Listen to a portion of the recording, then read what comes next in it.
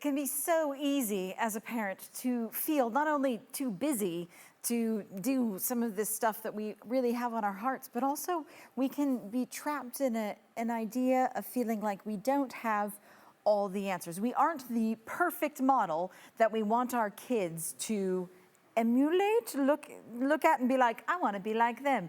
Partially because we know ourselves. We know our sin, we know our imperfection, we know that we do not have the 14 theological degrees to answer that complex question our 3-year-old just came up with that we've never thought of before.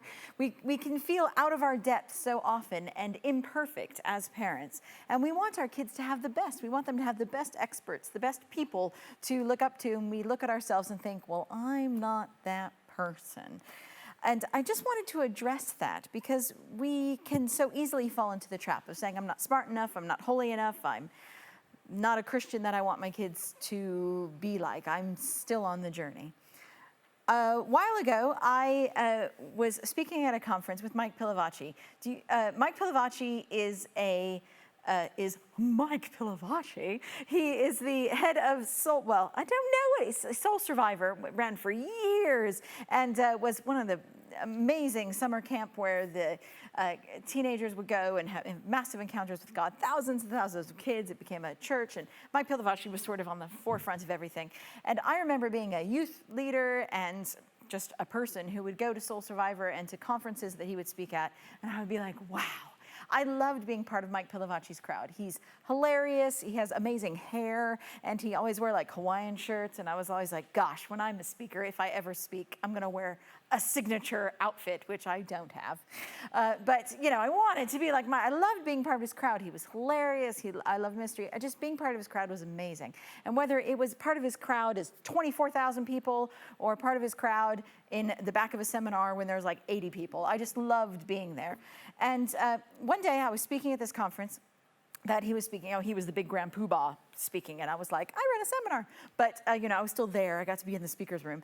And right before he was about to go up for his keynote, I thought, I need to talk to him, because a while ago, like 10 years ago, I was at a Nando's, and it was right after Soul Survivor Summer Conference, and he was sitting at Nando's on his own eating. And I remember looking over and God talking to me about how, Mike was leading these thousands of people, but in the end, it's just him and God when he comes home. When he comes home, he sits at a table and he and God debrief his day, and how important that relationship was. And I just remember looking at that and thinking, if I ever speak, if I ever do something where I travel, I want to just take a moment to debrief with God and eat with God. And it was so significant for my life. And I thought, I'm going to tell him this. I'm going to tell him this.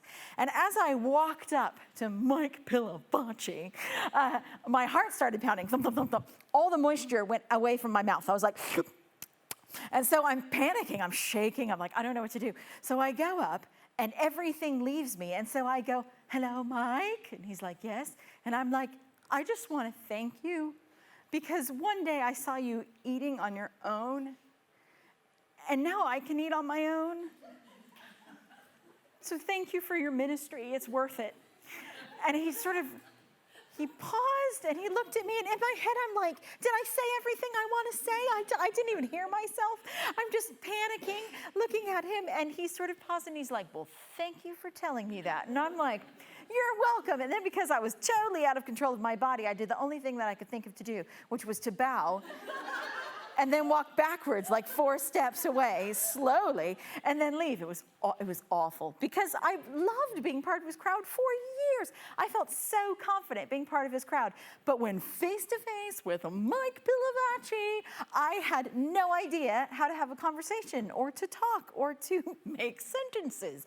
I completely froze. And I find often that what happens with our children is they can feel that way about God. They can feel so comfortable in the corporate because we spend most of the time together. We read together, play together, read the Bible together, sing together. We do all of this stuff together. And then we tell our kids, you can have a one-to-one relationship with the God of the universe who created all things and holds all things into being and can smush you like a bug. Good luck with that. And then we leave. And the only thing they have is their church stuff to pull into to have this conversation. And God knew this about our kids, and so he came up with a plan. His plan was parents. They need someone who walks an everyday journey with God so that we can show our kids everyday journey with God looks like this. It looks like staying in bed for an extra 5 minutes while you chat to God in the morning. And it looks like being tired, so you put on your favorite music and it plays over and over and over again. And it looks like being a bit annoyed when somebody is sick and you're praying and they're not getting healed and you're scared and you can tell God all of that. And there's so much in our life, in the normal, everyday, boring bits of our imperfectness that is essential for our children, because when they see it, they learn how to do their imperfect lives with God. Our lives are not to be a model. We don't have to worry about being like, I am the perfect Christian. Be like me. What we're saying is, I'm on a journey with God, and it's up and down and adventurous and sometimes plateaus, and that's what life with God is like. And this is what it looks like for me, and it can look like this for you. Let me know how I can walk with you in this.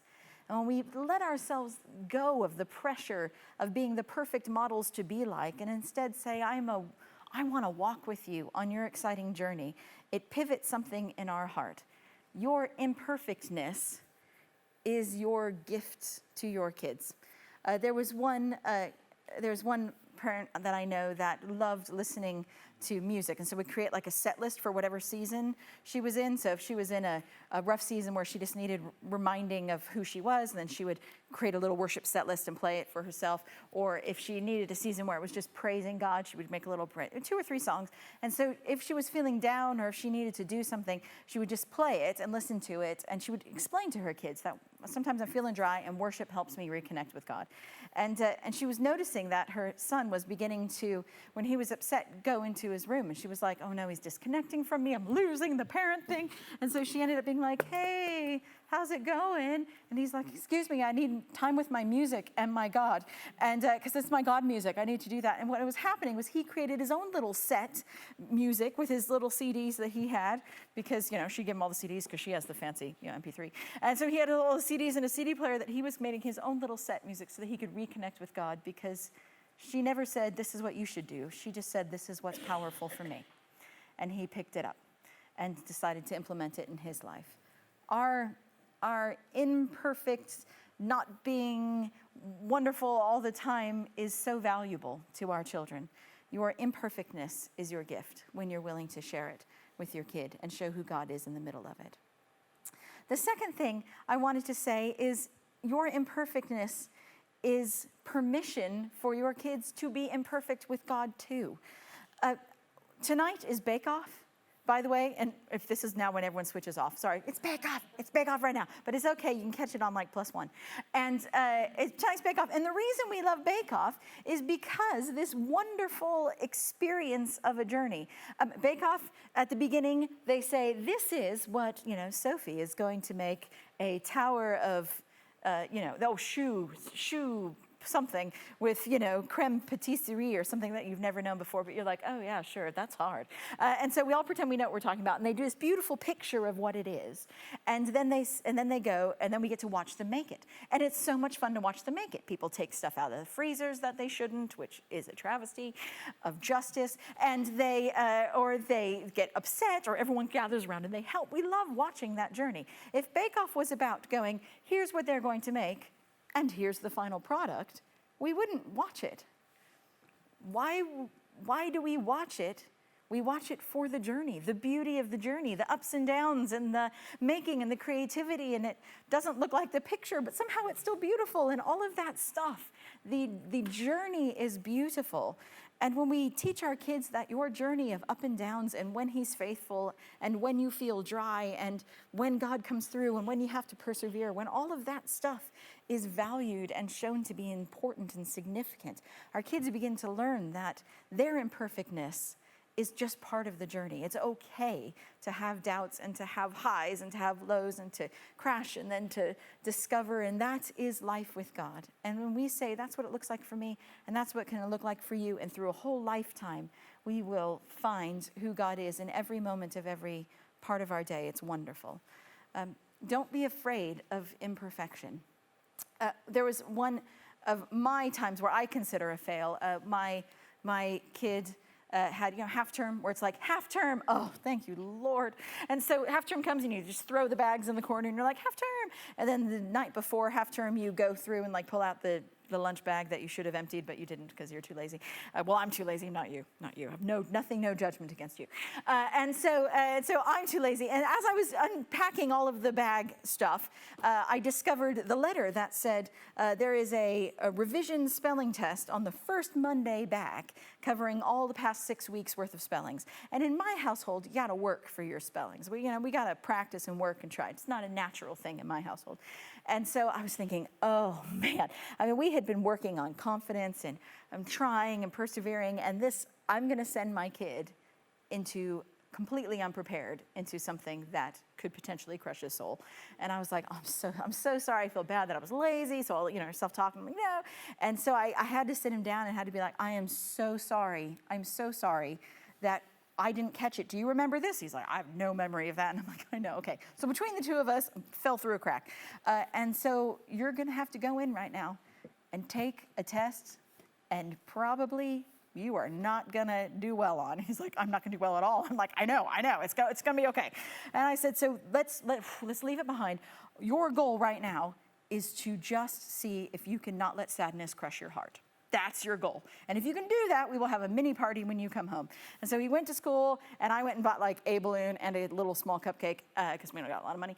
And he came home, and I'm like, how'd it go? And he was like, it was really hard. And I felt this big wave of sadness start to come. And then I'm like, no, I'm not gonna get sad. I'm just gonna try my hardest, and it's okay. Sometimes this happens. And he's like, I didn't let sadness crush my heart. And we're like, woo! And we had a little party, and then we sat down, and he sat down, and then he goes, tell me times when it's been really hard for you to fail. And I'm like, all right.